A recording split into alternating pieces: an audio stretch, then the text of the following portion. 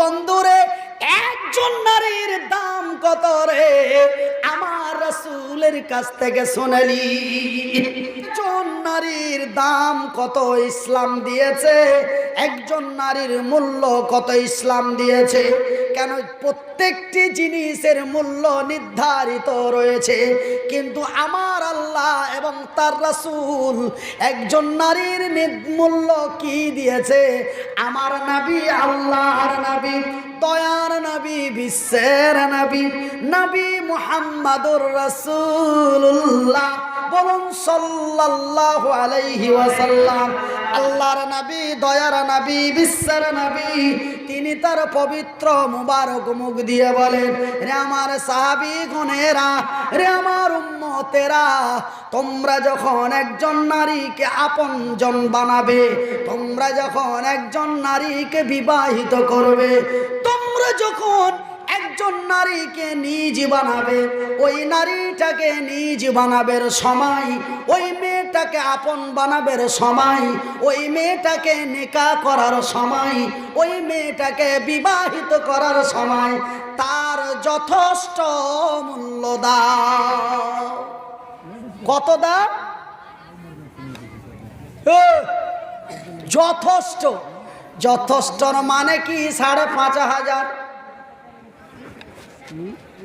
যথেষ্টর মানে কি? 4,500। যথেষ্টর মানে কি? 32,000। যথেষ্টর মানে হলো তাকে অগণন মূল্য দাও, যার কোনো গুনতি নির্ধারিত নেই, যত পারো তত দাও। কেন? একজন নারীর মূল্য যদি তুমি 10 কোটি টাকা দিয়ে দাও, সামান্য পুলিশ স্টেশন থেকে নিয়ে সুপ্রিম কোর্ট পর্যন্ত যদি কম্পিলন করো, কোনোই কম্পিলন হবে না। তাদের এতই অমূল্য দিয়েছে। একবার জোরে বলি নারে তাকবীর। কিন্তু এই মালের মূল্য নির্ধারিত, এই মালের মূল্য নির্ধারিত, এই মালের মূল্য নির্ধারিত। খুব নিতে পারলে একটা জালসাতে 60,000 নিতে পারবো। যদি 2 লাখ ডিমান্ড করে বসি, কমপ্লেন করলে সাথে সাথে অ্যারেস্ট হয়ে যাব। কিন্তু ওই মালের এত মূল্য রে, 10 কোটি টাকাও যদি দিয়ে দাও, সামান্য পুলিশ স্টেশন থেকে নিয়ে সুপ্রিম কোর্ট পর্যন্ত যদি মামলা দায়ের করো, কোনো মামলা হবে না। যত পারো তত দাও, দিতেই হবে, না দিলে হবে না। বিনা পয়সাতে কোনো জমি পাওয়া যায় না। এটা যেমন জমি রে, ওটাও তেমন জমি। এই জমি যেমন বিনা পয়সায় পাওয়া যায় না, ওই জমিও বিনা পয়সায় পাওয়া যায় না। তবে এই জমির দাম হলো নির্ধারিত, ওই জমির দাম হলো অনির্ধারিত। যত পারো তত দাও, দিতেই হবে, না দিলে পাওয়া যাবে না। এতই মূল্য, এতই মূল্য। একটা ঢাল পোহড় এসে বলে, মৌলভী সাহেব, ওই জমির এতই কেন মূল্য?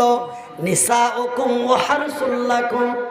এটা যেমন জমি, ওটাও তেমন জমি। এটা যেমন জমি, ওটাও তেমন জমি।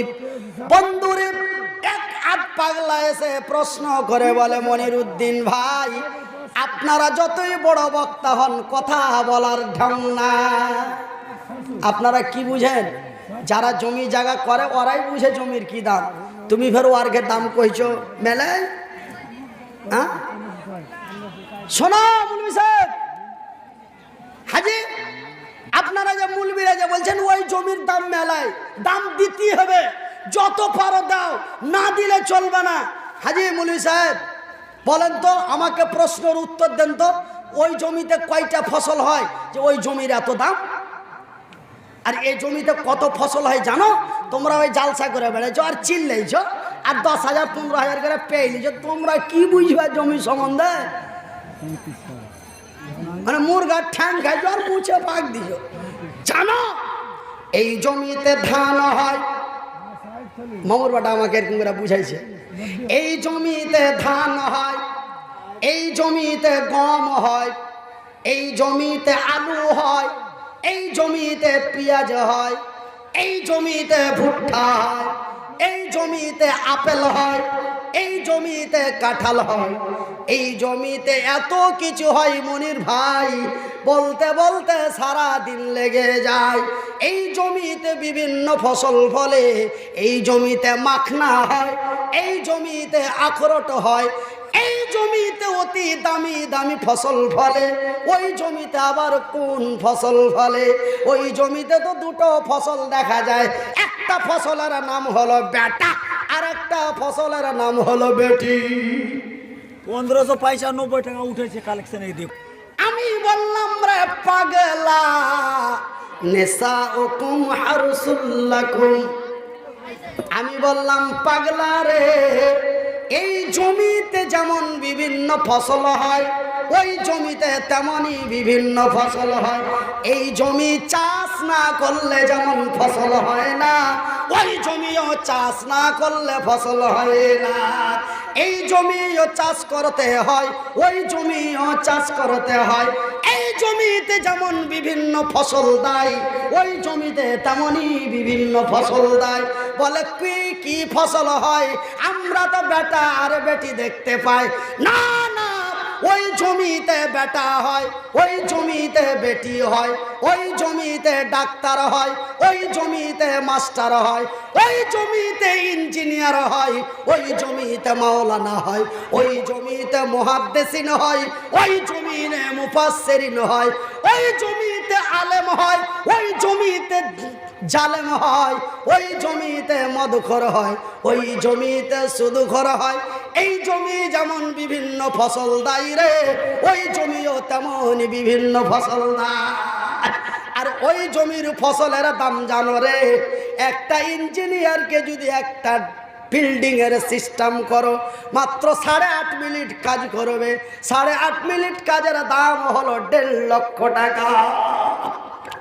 তবে ওই জমির ফসলের দাম জানো ভাই গো? কানা পোকা লাগা ওই জমিরই ফসল, ওই জমিরই ফসল কানা পোকা লাগা। ডিস্ট্রিক্ট ছেড়ে 2 ঘন্টা চিল্লাবো, টাকা 15,000 নিয়ে নিব।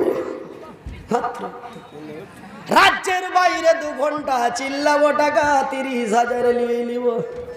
ওই জমির ফসল, তা তো ভালো নয়, কানা পোকা লাগা। কানা পোকা লাগারে যদি এত দাম, তবে ওইগুলা কত দাম? নারায়ে তাকবীর।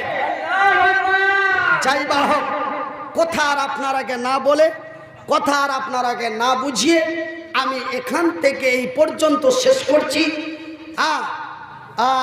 কই কই ওই ছেলেটা তো পারবেন, আপনার ভানিকে যদি করেন তো আপনার নামে কেসে নিলেন, কেন ও একটু দূরে হলো। যদি চাস্তো ভানিকে কিছু উল্টাপাল্টা কইতে যান তো মায়েরা মাথা ফাটিয়ে দিবে। আর একটু যদি গাঁয়ের কোনো বহুকে শাসন করতে যাও তো তোমাকে ছাঁটিয়ে দিবে। কিন্তু আপনার বিবি হচ্ছে অতি কাছে, যত কাছের মানুষ হয় তত বেশি বলা যায়, তত রকম করে বলা যায়। আপনারা অত্যন্ত কাছের মানুষ, এলাকার ছেলে, সুপরিচিত মানুষ, অনেক কিছু কথা রাগের মুহূর্তে, খুশি মাইন্ডে, অন্য মাইন্ডে, বিভিন্ন কথা বলেছি। কথার মধ্যে যদি কেউ কষ্ট বা দুঃখ পেয়ে থাকেন, ছেলে বা বন্ধু মনে করে ক্ষমা করবেন। কোরআন হাদিসের দৃষ্টিতে কোনো উল্টো পাল্টো বলে থাকলে আপনারা আমাকে জানাবেন। আপনারা অনেকে আমার দোকান চিনেছেন। লকডাউনে 5 মাস 6 মাস ধরে শুয়ে শুয়ে কিছু অর্থের প্রয়োজন, কিছু সাহায্যের প্রয়োজন, কিছু সাহায্য করবে। কে আসবো, কে কি দেবে, এই বলে আমার নবী, আল্লাহর নবী, দয়ার নবী, বিশ্বের নবী, মদিনাতুল মুনাওয়ারা, ওই আরবের মাটিতে মদিনার প্রান্তে রাসূল এমন ডাক দিলেন, এ আমার ভাইয়ের, আমার বন্ধুরা, সেই দিন নবীর ডাকে সাড়া দিয়ে নবীর সাহাবীরা হাজার হাজার লক্ষ লক্ষ টাকা ওই দিন নবীর দরবারে সাহায্য দিলেন। শুধু আল্লাহর বান্দারা নয়, নবীর সাহাবীরা নয় রে, সেই দিন নবীর ডাকে সাড়া দিয়ে ওই মদিনার মহিলারা, ওই মদিনার নারীরা, ওই মদিনার মায়া লোকগুলি আল্লাহর নবীর দরবারে তারাও যেন কোটি টাকা দান করলো। তারা টাকা খেজুর দেয় নাই, তারা উট গাড়ি ঘোড়া দেয় নাই, তারা দিয়েছিল কানের দুল, নাকের ফুল, হাতের চুড়ি, গলার হার, পায়ের জলতরণ, পায়ের একটা আপনাদের বলছি কি ভাত মাংস বেঁচে গেছে, 50 টাকা করে এখন লাগাইছি। আপনারা যারা যারা খাবেন চলে যান, এখন আবু বাইরে চলে আসছে, তার আগে আপনারা খেলে 50 টাকা দিয়ে দিয়েছি আমরা। যা তো আমার ভাইয়ের, আমার বন্ধুরা, আরে আমার আব্বা জানেরা, আরে আমার পর্দা নাসিন মায়েরা, ওই দিন মদিনার প্রান্তে আল্লাহর রাসূল দয়ার নবীর ডাক শুনে মদিনার মেয়েরা কেউ কানের দুল, কেউ নাকের ফুল, কেউ গলার হার, কেউ হাতের চুড়ি, কেউ কোমরের বিচ্ছা, কেউ পায়ের জলতরণ, কেউ হাতের মল, কেউ পায়ের চানখাড়ু, এমনি করে করে কেউ কোমরের বিচ্ছা, অলংকার যাহা শরীরে ছিল গো, সেই অলংকার গুলি খুলে খুলে নবীর দরবারে দিয়ে দিলেন। ভাইজান বন্ধুরে আমার, আব্বা জানেরা, রাসূল ওই মদিনার মেয়েরা অলংকার গুলি যেন খুলে দেয় নাই, ওই মদিনার মেয়েরা যেন অলংকার গুলি খুলে দেয় নাই। কেন? খুলে দিতে গেলে তো সময় লাগবে। খুলে দিলে সময় লাগবে কিনা? খুলে দিলে সময় লাগবে কিনা? ওই মদিনার মেয়েরা সেই দিন অলংকার গুলি খুলে দেয় নাই। কেন? খুলে দিতে গেলে সময় লাগবে। দুখান হাত দু জায়গায় আছে, দু জায়গার হাতকে এক জায়গায় করতে হবে, এক জায়গায় করার পরে কানে নিয়ে যেতে হবে, কানে নিয়ে যেয়ে ফের বালিটার আঁকুড়াটা ঢুঁড়তে হবে কোন দিকে আছে, ঝুড়া পাইবে তারপরে খুলবে। তো দুখান হাত এক জায়গায় নিয়ে যেতে, আঁকুড়া ঢুঁড়তে আর খুলতে মোটামুটি 1 মিনিটের মতন লেগে যাবে, 30 সেকেন্ডের মতন লেগে যাবে। এতটা সময় মদিনার মেয়েরা, মদিনার নারীরা সাহায্যর জন্য এতটাও লেট করে না। আমার ভাইরা, আমার মায়েরা, সেই দিন মদিনার যুবতী সুন্দরী নারীরা তারা এমন করে কানের ফুল, কানের দুল, ওই কানের দুলগুলি এমন করে এই দুটো আঙ্গুল দিয়ে কানের বালিটা হাত দিয়ে ধরেছে, পাট করে ছিঁড়ে রাসূলের দরবারে দিয়ে দিয়েছে।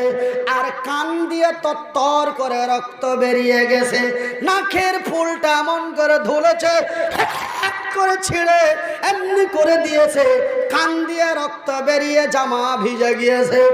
গলার হাতটা এমন করে ধরেছে, খাট করে ছিঁড়ে চট করে দিয়ে দিয়েছে। এই এমনি করে মদিনার মেয়েরা কানের দুল, নাকের ফুল, একটা বাংলায় কথা বলি মারে, তারা মদিনার মাটিতে, মদিনার প্রান্তে, ওই মদিনার আল্লাহ ওয়ালি সালেহা মহিলারা তারা কানের দুল, নাকের ফুল, গলার হারা, হাতের চুড়ি, পায়ের জল, পায়ের পাতা, এমনি করে করে তাদের অলংকার গুলি খুলে খুলে রাসূলের দরবারে দিয়ে দিলেন।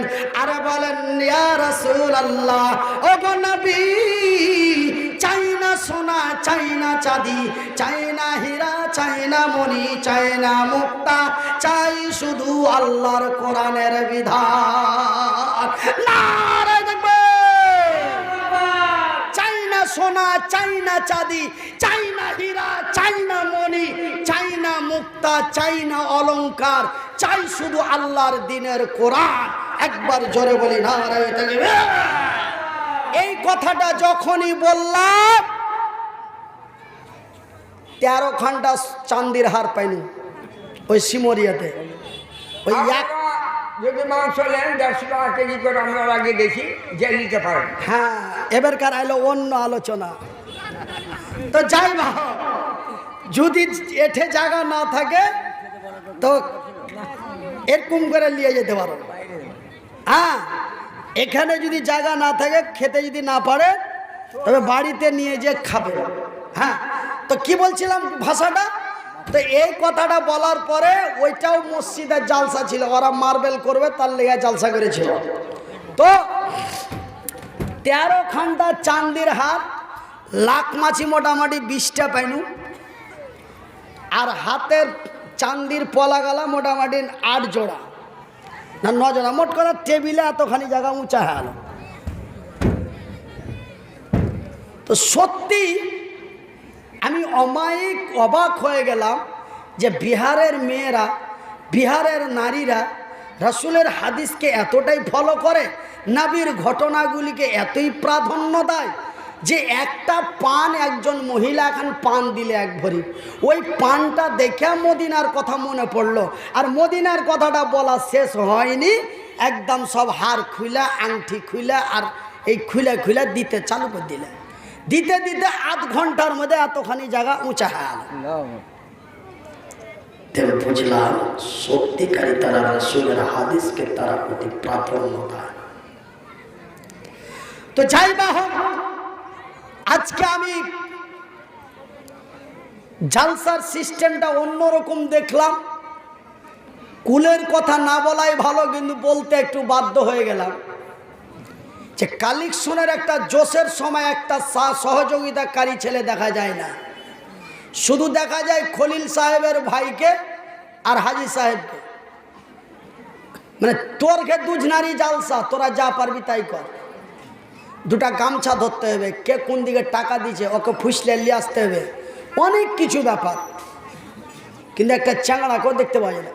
এই রহমান চ্যাংড়াটা এর আগে জালসা করতে এসেছি, আব্দুর রহমান চ্যাংড়াটা ছেঁচড়ে লেগে থেকেছে। আজকেও দেখছি যে একবার সামনে দাঁড়িয়ে, সামনে একবার হাসতে হাসতে এলো, যে ফের কোনটা সাইড হয়ে গেল। বুঝতে পারলেন? ঘটনাটা হলো ঐক্যবদ্ধ না হলে উত্তরপ্রদেশ নিয়েছে, ত্রিপুরা নিলে, এগুলা আমার চোখের দেখা, ত্রিপুরা নিলে, আসাম নিলে, বিহার নিলে, পশ্চিম বাংলা নিবে, কেনা এরা ভাগ চালু করেছে। এটা আলীর জালসা, এটা খলিলের জালসা, এরা ভাগ চালু করেছে। বন্ধুরা, ওরা যদি ঐক্যবদ্ধ হয়ে এক প্ল্যাটফর্মে এসে আমাদেরকে তাড়িয়ে দেওয়ার সিদ্ধান্ত নিতে পারে, আমরা কি একটা ঐক্যবদ্ধ হতে পারি না?